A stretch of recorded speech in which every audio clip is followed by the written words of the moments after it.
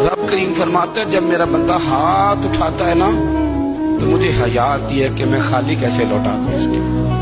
इतने बड़े बादशाह की बारगाह में ओ भाई, लोगों से इज्जतें तलाश करते हो तो वो क्या तुम्हें इज्जत देंगे? वो तो कल अच्छा कहते हैं परसों बुरा कहने लग जाते हैं। लोगों के सामने गुड बुक में आना चाहोगे तो वो तो सवेरे तुम्हारे बारे में कुछ कहेंगे, शाम कुछ और कहेंगे। अपनी रूहानी जिंदगी आबाद करें, अपने मुसल्ले को वक्त दें और दुनिया से छुप कर इस मोबाइल को बंद करके और अपने आप से भी छुप के और तन्हा होके छुपा के सारा कुछ अपने आंसू अपने रब की बारगाह में पेश करें, उसके हुजूर हाजिरी दें। सुनो ना तिरमिज़ी की हदीस और इसे याद रखना।